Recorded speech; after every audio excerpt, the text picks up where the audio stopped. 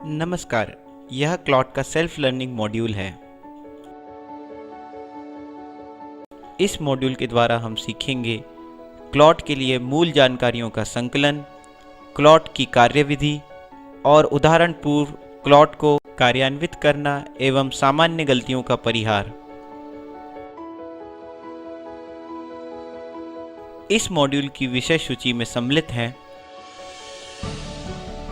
Clot का परिचय, clot की शब्दावली, क्लॉट को कार्यान्वित करने के लिए मूल जानकारियाँ, डीटी इंजीनियर द्वारा कार्य के पूर्व की जाने वाली जांचें, क्लॉट के लिए अपेक्षित हार्डवेयर, ड्राइव की व्यवस्था और दिशा निर्देश, ड्राइव रूट का चयन एवं दिशा निर्देश, ड्राइव टेस्ट करते समय जरूरी जांचें, बैंड को लॉक की जाने वाली व्यवस्थाओं का परिदृश्य, long download, long upload, VoLTE short call, ping test 1800 megahertz पे, पिंग टेस्ट 2300 मेगाहर्ट्ज़ पे और अंततः ड्राइव टेस्ट करने के बाद के कार्यकलाप एवं क्लॉट के विफल होने के कारण।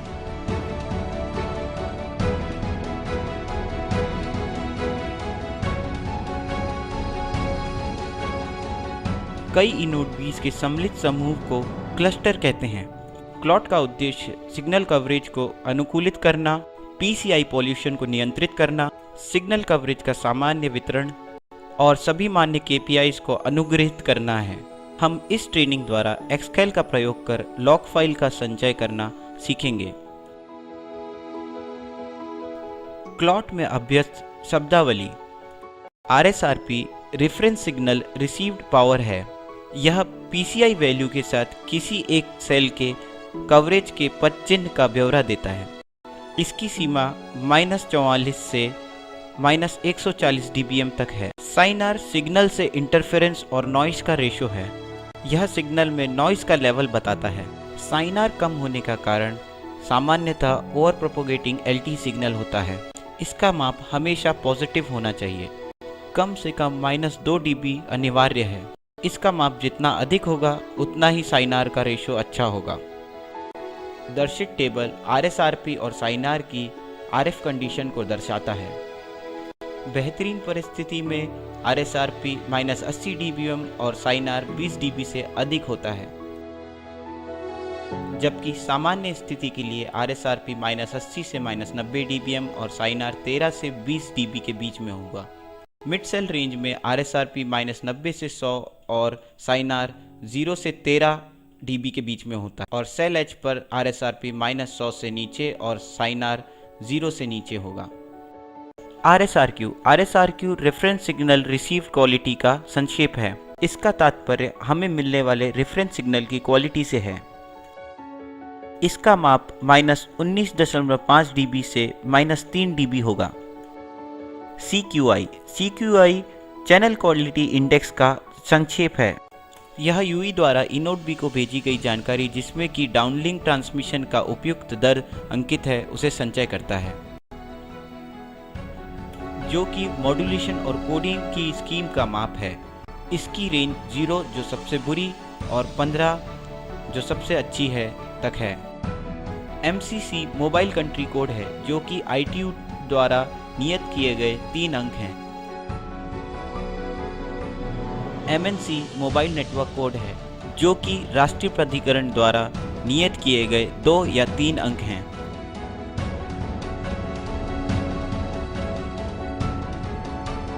PCI फिजिकल सेल आइडेंटिटी है। यह LTE नेटवर्क में सेल्स को नामांकित करता है। इसकी रेंज 0 से 503 तक हो सकती है। EARFCN EUTRAN absolute radio frequency channel number है।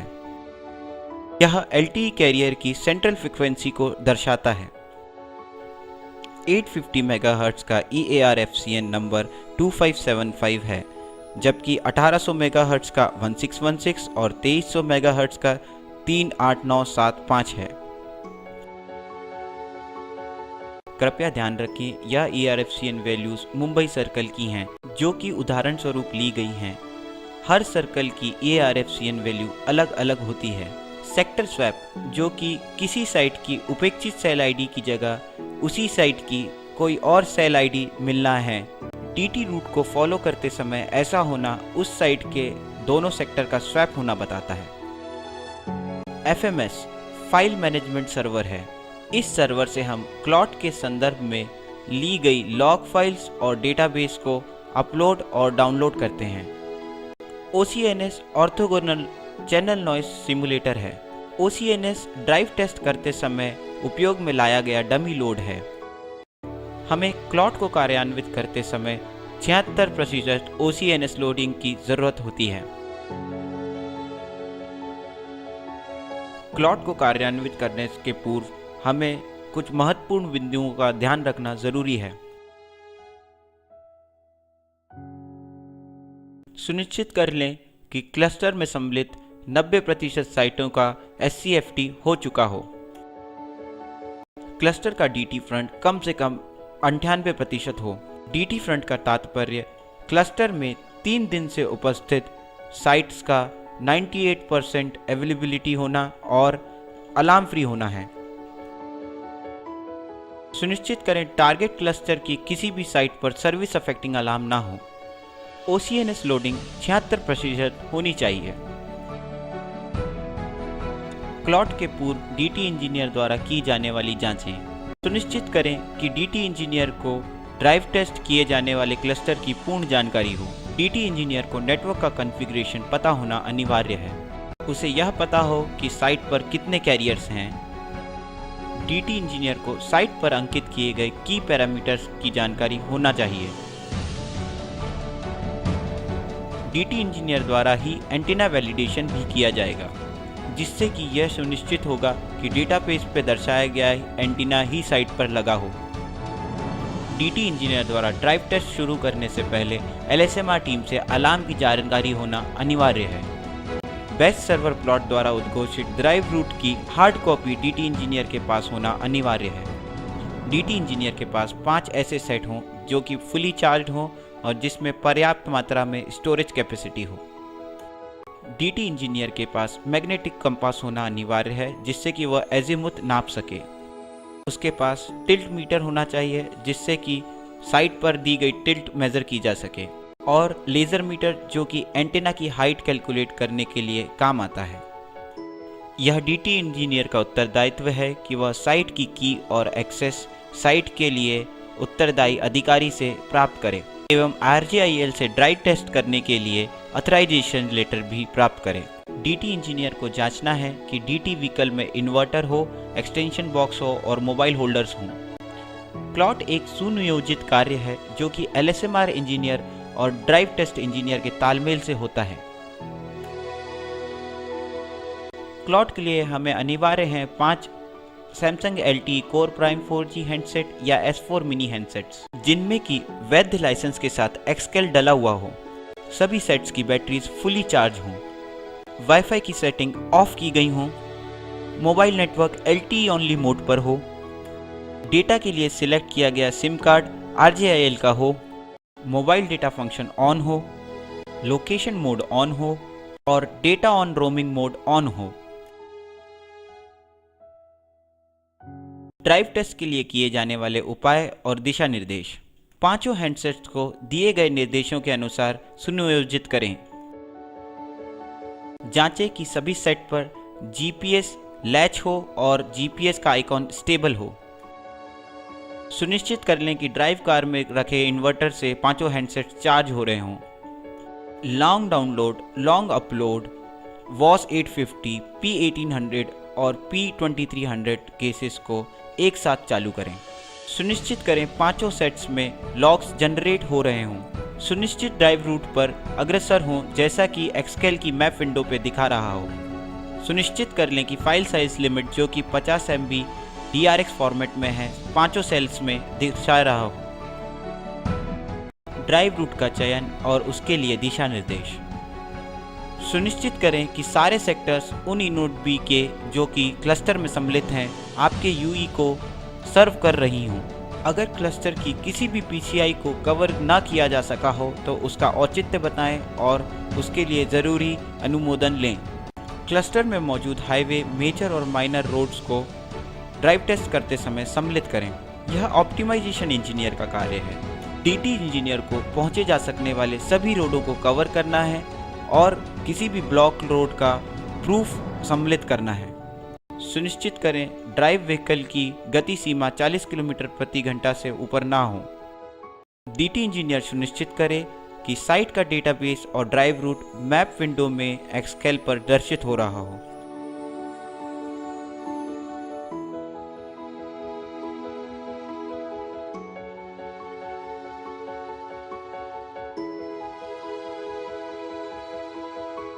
अगर ड्राइव रूट मैप विंडो पर नहीं दर्शित हो रहा हो तो इसकी जानकारी तुरंत ऑप्टिमाइजेशन इंजीनियर को आरएफ टीम के द्वारा देनी है और ड्राइव को तब तक स्थगित करना है जब तक यह जानकारी अपलोड ना हो जाए। ड्राइव रूट सभी पहुंची जा सकने वाली रोड्स को मिलाकर बनाया जाता है। अगर कोई रोड नहीं पहुंची जा सकती हो तो उसका स्नैपशॉट लेकर प्रूफ दें। ड्राइव टेस्ट के दौरान की जाने वाली महत्वपूर्ण जांचें। एलएसएमआर इंजीनियर से लगातार तालमेल बनाए रख डीटी इंजीनियर सुनिश्चित करे कि ड्राइव टेस्ट करते समय कोई अलार्म साइट पर उपस्थित ना हो। नहीं दर्शाए गए रूट्स की जानकारी दें। क्लॉट के सफल होने के लिए 100% रूट का कवर होना अनिवार्य है। अगर कोई हिस्सा कवर ना किया जा सका हो तो उसके लिए स्नैपशॉट देकर प्रूफ दें। सुनिश्चित करें कि कहीं पर सेक्टर स्वैपिंग ना हो रही हो। किए गए अधिकतर क्लॉट सेक्टर स्वैप के कारण ही विफल रहे हैं। Band locking. आगे दिखाए गए परिदृश्य में हम देखेंगे कि बैंड लॉकिंग कैसे की जाएगी। यह पहले मोबाइल का होम स्क्रीन है। निचले बाएं कोने पर दिए गए एप्लीकेशन आइकन पर क्लिक करें। मेन्यू में से एक्सकेल एप्लीकेशन का आइकॉन क्लिक करें और एक्सकेल एप्लीकेशन पे जाएं। एक्सकेल सॉफ्टवेयर का वर्जन ऊपरी बाएं कोने पे दिखेगा। एक्सकेल की एक्सपायरी डेट नीचे दिखाई गई है। सॉफ्टवेयर स्वतः ही एक नोटिफिकेशन देगा अगर हमारे पास संचय की गई पहले से कोई लॉक फाइल हो तो। गो बटन पर क्लिक करें अगर आप इन्हें अपलोड करना चाहते हैं अथवा लेटर पर क्लिक करें। मोबाइल पर जीपीएस सेटिंग ऑन होना अनिवार्य है। सेटिंग्स पर जाने के लिए गो बटन पर क्लिक करें।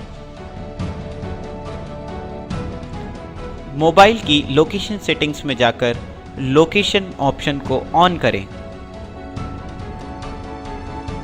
अब आपके मोबाइल पर जीपीएस पोजीशनिंग ऑन हो गई है।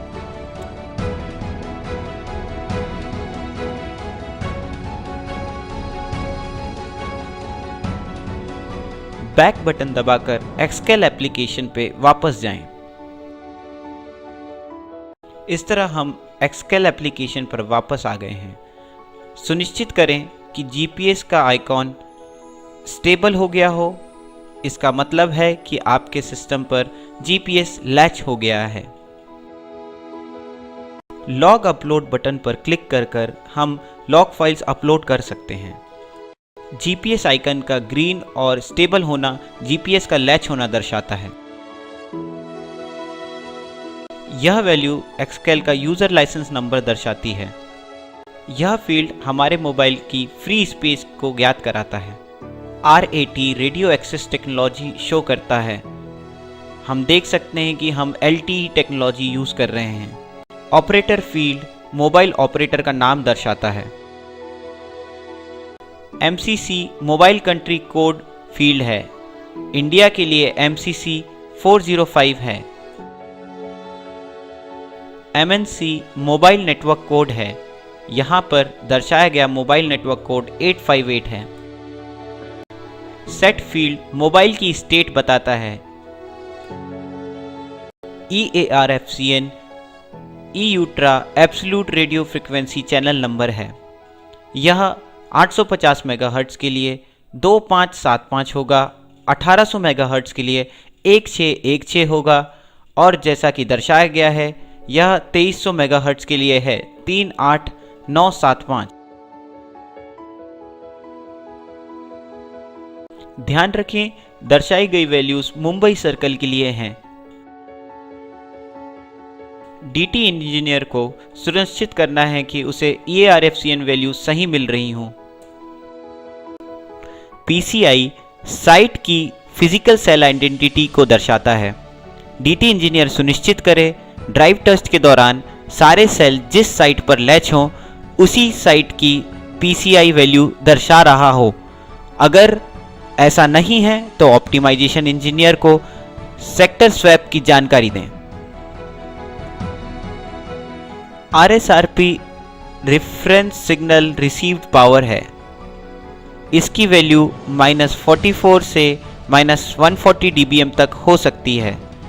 साइट के पास यह वैल्यू -80 dBm के आसपास और सेल एज पे -100 dBm के आसपास होनी चाहिए।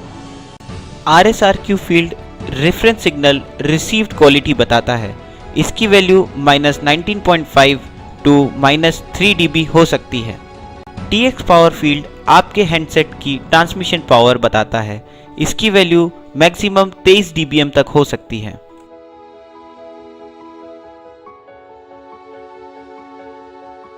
साइनार field signal to noise ratio बताता है। यह बहुत ज़रूरी है कि साइनार की वैल्यू सेल के पास 20 dB से ऊपर या बराबर हो और सेल एज पे 0 dB से ऊपर या बराबर हो। साइनार की वैल्यू -30 dB से +30 dB तक हो सकती है। CQI चैनल क्वालिटी इंडेक्स है। इसकी वैल्यू जितनी ज़्यादा हो उतना अच्छा है। ऊपर दर्शाए गए राइट कॉर्नर पे 3 डॉट्स को क्लिक करें ताकि आप FMS मोड पर जा सकें। दर्शाई गई FMS मोड बटन पर क्लिक करें। चेक बटन पर क्लिक कर यह सुनिश्चित करें कि आपका मोबाइल किस बैंड पर लॉक है। फ़ोन जिस पर लॉक है और सेट किया गया बैंड चेक बटन दबाते से ही दर्शित होगा। ओके बटन पर जाके सुनिश्चित करें। यहाँ क्लिक कर अवेलेबल बैंड्स की लिस्ट देखें। दर्शाई गई लिस्ट पर 3 बैंड्स हैं। 850 मेगाहर्ट्ज़ पर क्लिक करें। ओके बटन पर जाकर सुनिश्चित करें। अब आप देख सकते हैं कि लॉक बैंड और सेटिंग बैंड अलग अलग हैं। ओके पर जाकर सुनिश्चित करें। दर्शाया गया वीडियो आपको बैंड सेटिंग होते हुए दिखा रहा है। ओके बटन पर क्लिक करें। फ़ोन को रीस्टार्ट करें जिससे कि 850 मेगाहर्ट्ज़ पर आपका बैंड सिलेक्ट हो जाएगा। अब हम लॉन्ग डाउनलोड परिदृश्य को विस्तार से देखेंगे।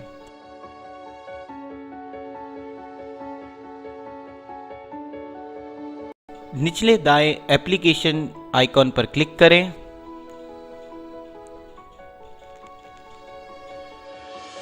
एक्सकेल सॉफ्टवेयर के आइकन पर जाएं, उसे क्लिक कर एक्सकेल एप्लीकेशन खोलें। ऊपर दिए गए दाएं हाथ के 3 डॉट वाले आइकॉन पर क्लिक करें और FMS मोड में जाएं। FMS मोड पर क्लिक करें।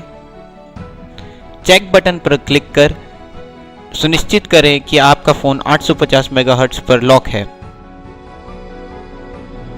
GPS वैल्यू बटन पर क्लिक कर मैप पर जाएं। दर्शाए गए मैप पर कुछ देर क्लिक कर रखें ताकि मैप पर दिए गए लैटिट्यूड और लॉन्गिट्यूड अपीयर हों। ओके कर सुनिश्चित करें।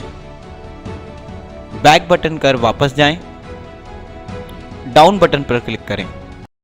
2 क्लस्टर के नाम आपको दर्शित होंगे। पहला आपका टारगेट क्लस्टर है, दूसरा इसका नेबरिंग क्लस्टर है। अपने टारगेट क्लस्टर को सिलेक्ट करें। अब सेटिंग बटन पर क्लिक करें। दर्शित लिस्ट में से सिलेक्ट बटन पर क्लिक करें। यहाँ पर क्लस्टर 1800 या 2300 मेगाहर्ट्ज़ के क्लाउड ड्राइव के लिए होगा। 850 के लिए क्लस्टर 850 मेगाहर्ट्ज़ सिलेक्ट करें।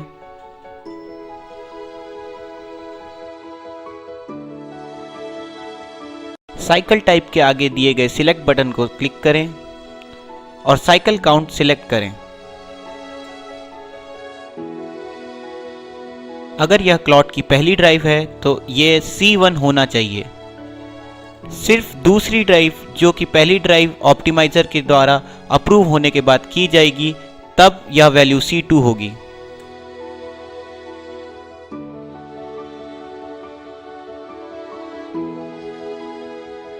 सेव बटन पर जाकर सेटिंग्स संचय करें। अब दर्शाए गए क्लस्टर नेम पर सिलेक्ट करें। इससे क्लस्टर का ड्राइव रूट डाउनलोड हो जाएगा।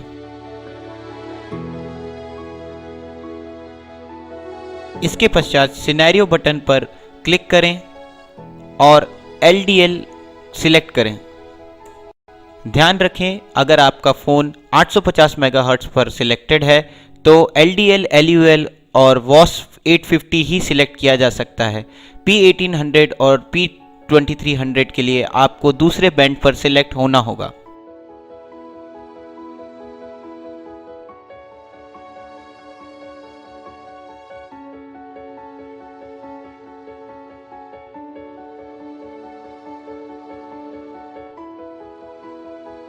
ओके बटन पर क्लिक कर अपना चयन सुनिश्चित करें।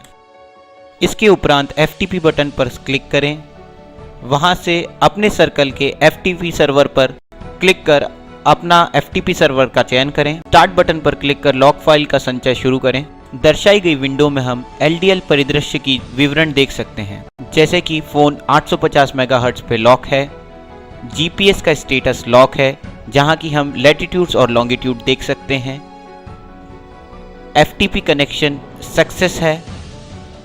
DT इंजीनियर सुनिश्चित करे कि FTP कनेक्शन बार बार फेल ना हो रहा हो।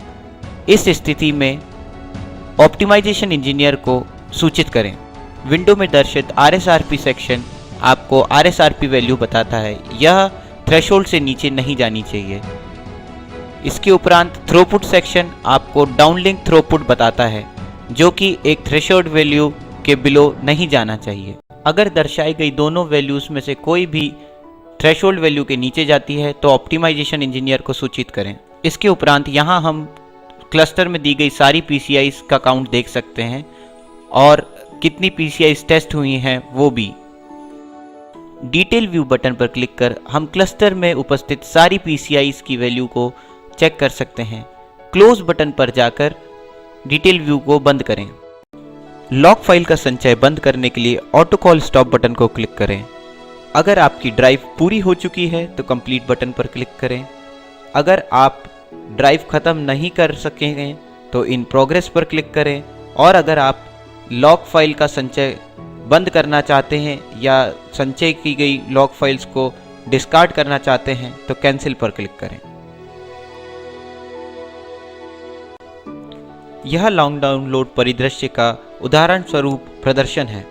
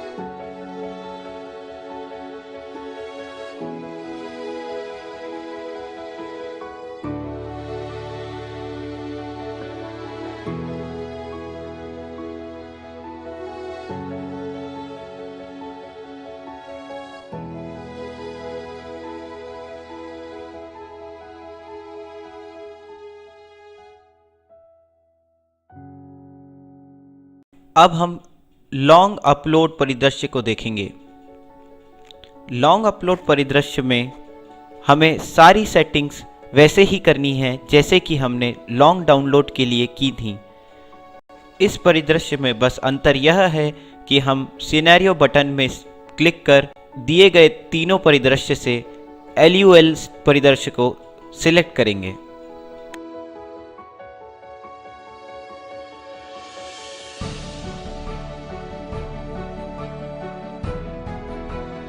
दर्शित विंडो में सिनेरियो भाग के सामने दी गई बटन को क्लिक करें। इसमें से LDL की जगह LUL परिदृश्य को सिलेक्ट करें। परिदृश्य को सुनिश्चित करने के लिए ओके करें। इसके उपरांत FTP बटन पर क्लिक कर अपने सर्कल से संबंधित FTP सर्वर का चयन करें।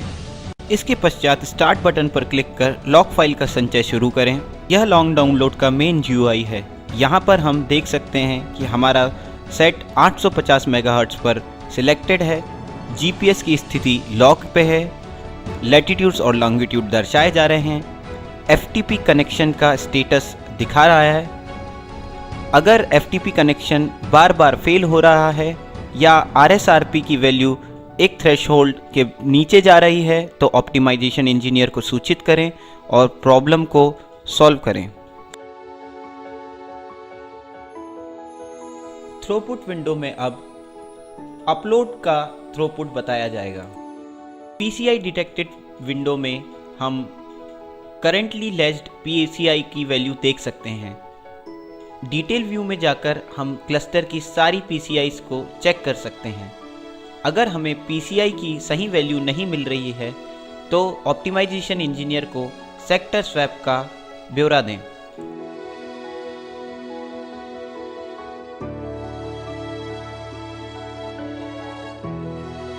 लॉग फाइल का संचय रोकने के लिए ऑटो कॉल स्टॉप पे क्लिक करें। अगर आपने ड्राइव कंप्लीट कर ली है तो कंप्लीट बटन पर क्लिक कर लॉग अपलोड करें।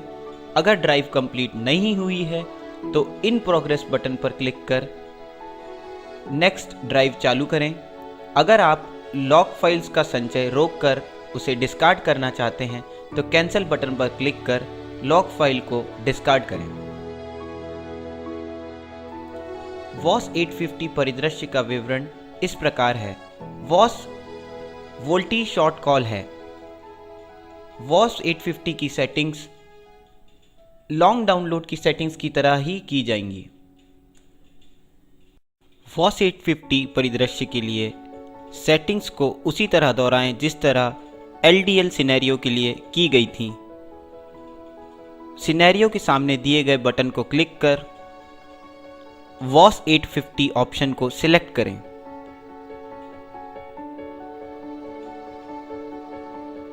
ओके कर सेटिंग्स को सुनिश्चित करें। अब वॉस 850 सिनेरियो कॉन्फ़िगर हो रहा है। FTP बटन पर जाएं और अपने सर्कल के लिए सुनिश्चित FTP सर्वर को सिलेक्ट कर ओके करें। स्टार्ट बटन पर क्लिक कर लॉग फाइल का संचय शुरू करें। यहाँ पर हम देख सकते हैं कि हमारा सेट 850 मेगाहर्ट्ज पर लैच है। GPS का स्टेटस लॉक है और लैटिट्यूड और लॉन्गिट्यूड दिखा रहा है। इसके उपरांत PCI वैल्यू दर्शित है जिस पर कि हमारा सेट लैच्ड है। SINR window signal to noise ratio की वैल्यू शो कर रहा है। साइनार की वैल्यू -2 dBm से नीचे नहीं होनी चाहिए। इसके उपरांत रैच विंडो जो कि रैच अटेम्प्ट, रैच सक्सेस और रैच फेल बताता है।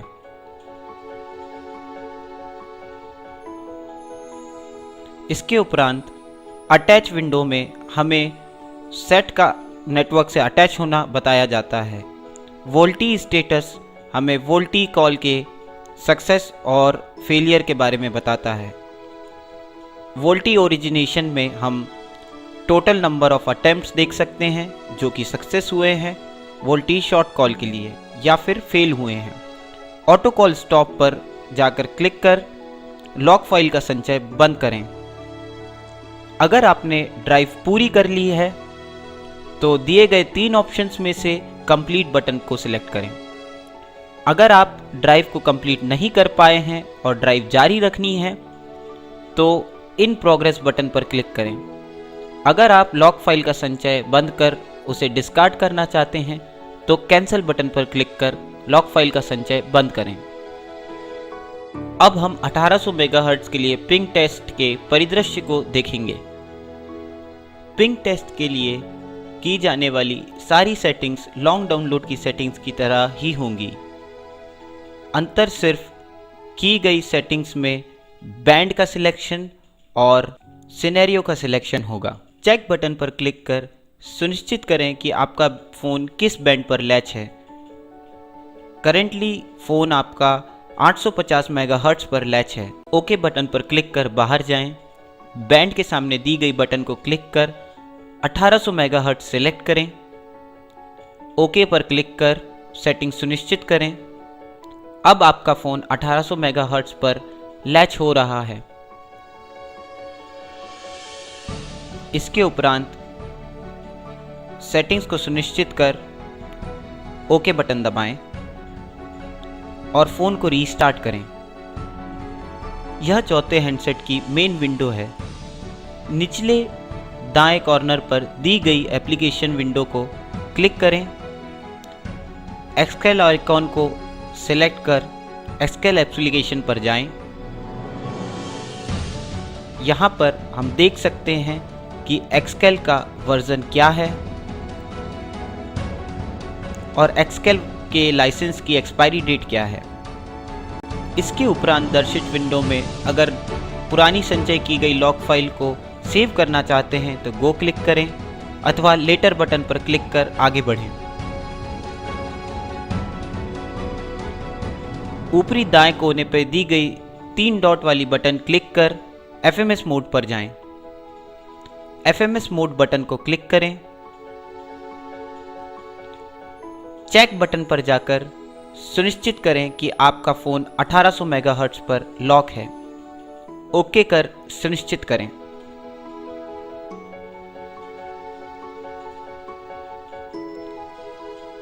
GPS वैल्यू बटन पर क्लिक कर मैप दर्शित करें। मैप पर कहीं पर भी कुछ देर क्लिक कर GPS के लैटिट्यूड और लॉन्गिट्यूड को दर्शाएं। ओके बटन क्लिक कर GPS वैल्यूज़ को सुनिश्चित करें। बैक बटन दबाकर एक्सकेल एप्लीकेशन पे वापस जाएं। दोबारा बैक बटन दबाकर एक्सकेल की मेन विंडो पे आएं। डाउन बटन दबाकर टारगेट सेक्टर और नेबरिंग सेक्टर में से टारगेट सेक्टर को सिलेक्ट करें।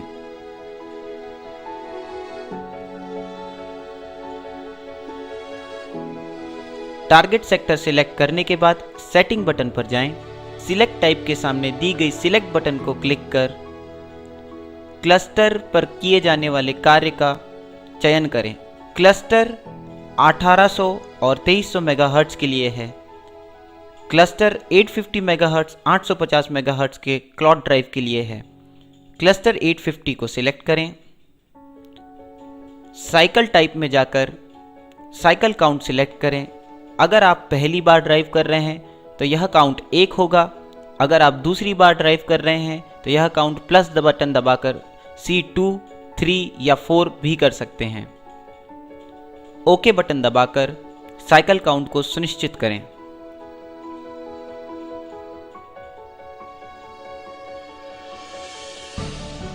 ओके बटन दबाएं और साइकिल काउंट सुनिश्चित करें। इसके उपरांत सेव बटन दबाकर सेटिंग्स का संचय करें।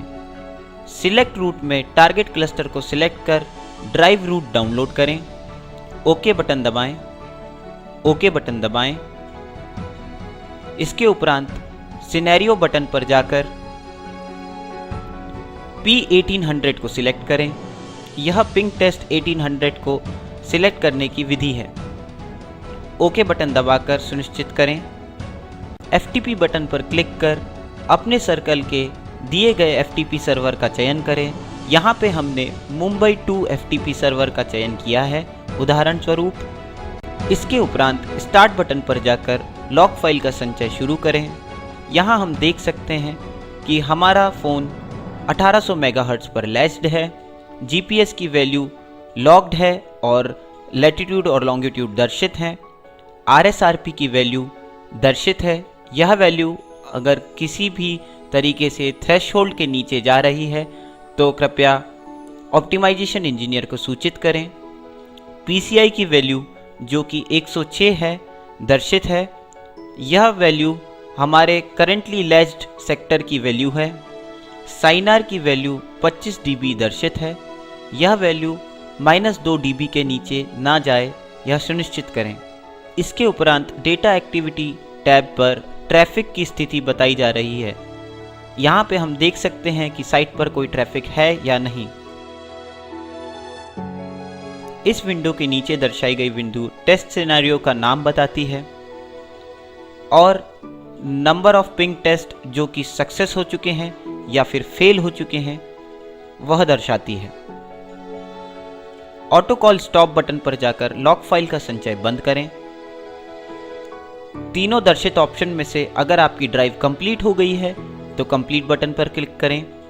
अगर आप ड्राइव को जारी रखना चाहते हैं तो इन प्रोग्रेस बटन पर क्लिक करें और संचित की गई लॉक फाइल्स को डिस्कार्ड करना चाहते हैं तो कैंसिल बटन पर क्लिक कर लॉक फाइल्स को डिस्कार्ड करें। इसके उपरांत हम पिंग टेस्ट 2300 परिदृश्य का विवरण देखेंगे। पिंग टेस्ट 2300 के लिए की जाने वाली सेटिंग लॉन्ग डाउनलोड की सेटिंग की तरह ही है।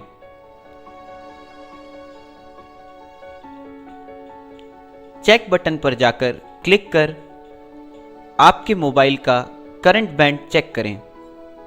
यह दर्शित है कि बैंड 1800 मेगाहर्ट्ज़ सिलेक्टेड है। ओके बटन पर जाकर सेटिंग से बाहर आएं। बैंड बटन पर क्लिक कर 2300 मेगाहर्ट्ज़ बैंड को सिलेक्ट करें। ओके बटन पर दबाकर सेटिंग सुनिश्चित करें। यह दर्शित है कि अब बैंड 2300 मेगाहर्ट्ज़ होने जा रहा है। फ़ोन बैंड सिलेक्ट कर 1800 से 2300 मेगाहर्ट्ज़ पर लैच हो रहा है। सेटिंग्स कंप्लीट होने पर फ़ोन को रीस्टार्ट करें। फ़ोन की रीस्टार्ट होने के उपरांत एक्सकेल बटन पर जाकर एक्सकेल एप्लीकेशन खोल सेटिंग्स मोड में आ जाएं, जैसा कि आपने LUL सिनेरियो या LDL सिनेरियो में किया है। एक्सकेल सेटिंग विंडो में आने के उपरांत चेक बटन पर क्लिक कर सुनिश्चित करें कि आपका फ़ोन 2300 मेगाहर्ट्ज़ पर लैच हो चुका हो। 2300 मेगाहर्ट्ज़ पर फ़ोन लैच है, ओके कर सुनिश्चित करें।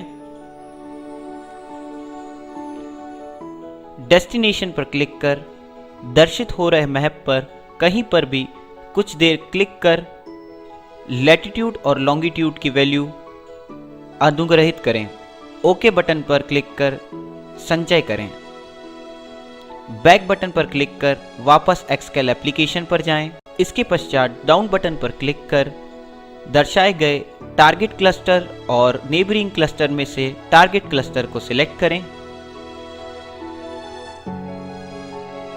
टारगेट क्लस्टर के सिलेक्शन को सुनिश्चित करने के बाद सेटिंग्स बटन पर जाएं। यहाँ पे सिलेक्ट टाइप बटन के सामने दी गई सिलेक्ट बटन पर क्लिक कर क्लस्टर 850 पर क्लिक करें। इसके उपरांत साइकिल काउंट सिलेक्ट करें। अगर यह आपकी पहली ड्राइव है तो साइकिल काउंट C1 होगा। अगर ड्राइव का काउंट बढ़ चुका है तो प्लस दबाकर काउंट को C1, C2 या C3 भी कर सकते हैं। ओके बटन पर क्लिक कर साइकिल काउंट को सुनिश्चित करें। यहाँ हमने उदाहरण स्वरूप पहली ड्राइव के लिए काउंट को 1 रखा है। सेव बटन पर जाकर की गई सेटिंग्स का संचय करें। इसके उपरांत सिनेरियो बटन पर जाकर P2300 का सिलेक्शन करें। ओके कर सिनेरियो सुनिश्चित करें। FTP बटन पर क्लिक कर आपके सर्कल में उपयुक्त FTP सर्वर का चयन करें और स्टार्ट बटन पर जाकर P2300 टेस्ट ऑन करें। यहाँ दर्शित है कि हम फ़ोन के द्वारा 2300 मेगाहर्ट्ज़ पर लैस्ड हैं। जीपीएस का स्टेटस लॉक है और लैटिट्यूड और लॉन्गिट्यूड दर्शाए जा रहे हैं। आरएसआरपी की वैल्यू दर्शित है। डेटा एक्टिविटी में साइट पर ट्रैफिक दिखाया जा रहा है। इसके नीचे दर्शित मैप विंडो बहुत ज़रूरी है। सुनिश्चित करें कि ड्राइव टेस्ट इंजीनियर दर्शाए गए रूट को पूरी तरह कवर कर रहा हो। अगर कोई भी त्रुटि पाई जा रही हो या ड्राइव टेस्ट रूट पूर्ण तरह कंप्लीट ना किया जा सकता हो तो कृपया ऑप्टिमाइजेशन इंजीनियर को तुरंत नोटिफाई करें। यह विंडो ड्राइव टेस्ट का कंप्लीशन परसेंटेज भी बताता है। इसके उपरांत दर्शाई गई विंडो में पिंग टेस्ट के लिए सक्सेसफुल कॉल और अनसक्सेसफुल कॉल दर्शाए गए हैं। ऑटो कॉल स्टॉप बटन को क्लिक करें और अगर ड्राइव कंप्लीट हो चुकी है तो कंप्लीट बटन पर क्लिक कर लॉग्स को संचय करें। अगर आप ड्राइव जारी रखना चाहते हैं तो इन प्रोग्रेस बटन पर क्लिक करें। अगर आपको संचय किए हुए लॉग्स को डिस्कार्ड करना है या रीड्राइव करना है तो कैंसिल बटन पर जाकर लॉग फाइल को डिस्कार्ड करें। ड्राइव टेस्ट पूर्ण होने के बाद की जाने वाली गतिविधियां। ड्राइव टेस्ट पूर्ण होने के उपरांत ड्राइव टेस्ट इंजीनियर, सोलपार मैनेजर, सैमसंग आरएफ लीड और एलएसएमआर इंजीनियर को कार्य के पूर्ण होने की जानकारी देगा। सुनिश्चित करें कि लॉग फाइल्स एफएमएस सर्वर पर अपलोड हो चुकी हों। Drive test engineer approval process को कंप्लीट करे अगर निश्चित ड्राइव रूट को पूरी तरह से कवर ना किया जा सका हो। ड्राइव टेस्ट के सही तरीके से पूर्ण होने के बाद डीटी इंजीनियर सुनिश्चित करे कि एलएसएमआर इंजीनियर से बात कर 76% OCNS लोडिंग हटा दी जाए और स्मार्ट शेड्यूलर्स फंक्शन स्टार्ट किया जाए। एलएसएमआर इंजीनियर द्वारा किए जाने वाले कार्य की पूर्णता की जानकारी मिलने तक डीटी इंजीनियर को साइट पर ही प्रतीक्षा करना है। सोलपार इंजीनियर सोलपार मैनेजर के द्वारा सैमसंग आरएफ लीड को ड्राइव टेस्ट की पूर्णता की जानकारी देगा। क्लॉट के फेल होने के मुख्य कारण इस प्रकार हैं। पहला कारण मिसिंग रूट हो सकता है। इसके अनुसार ड्राइव रूट को पूरी तरीके से कंप्लीट ना किया जाना है। पहली ड्राइव के उपरांत ऑप्टिमाइजेशन टीम द्वारा दिए गए रिकमेंडेशन को अगर फॉलो नहीं किया गया है, जो कि दूसरी ड्राइव करने से पहले करना है, तो क्लॉट फेल हो जाएगा। Sector swap. अगर डीटी इंजीनियर ड्राइव के समय सेक्टर स्वैप को नहीं पहचान पाता है तो क्लॉट फेल हो जाएगा। चौथा और सबसे महत्वपूर्ण बिंदु है साइट डाउन या अलार्म होना। ड्राइव के दौरान अगर कोई साइट डाउन हो जाती है या साइट पर अलार्म आ जाता है जो कि रेक्टिफाई नहीं किया गया है तो क्लॉट फेल हो जाएगा। क्लॉट की कार्यविधि का संक्षिप्त वर्णन यहाँ पर है। क्लॉट करने के लिए हमें 5 Samsung LTE core prime sets जिन पर वैलिड एक्सकेल लाइसेंस हो और जिनकी बैटरी पूर्ण तरह चार्ज हो अनिवार्य हैं। जीपीएस लॉक्ड स्थिति में होना चाहिए। ऑप्टिमाइजेशन इंजीनियर द्वारा निश्चित किए गए सारे ड्राइव रूट को ड्राइव करना अनिवार्य है। अगर ऐसा ना किया जा सका हो तो प्रॉपर जस्टिफिकेशन एवं फोटोज के साथ प्रूफ सबमिट करें। सेक्टर स्वैप को मिस ना करें। साइट डाउन या अलार्म की स्थिति में ड्राइव को रोककर अलार्म को सुधारें अथवा क्लॉट फेल हो जाएगा। सुनिश्चित करें कि क्लस्टर की 90% साइट्स कम से कम ऑन एयर हों। ड्राइव के दौरान निश्चित किए गए सारे पैरामीटर्स को नज़दीकी से जांचा जा रहा हो यह सुनिश्चित करें। मोबाइल्स सही बैंड पर लॉक हों और एक साथ टेस्ट शुरू किए गए हों ऐसा सुनिश्चित करें। धन्यवाद।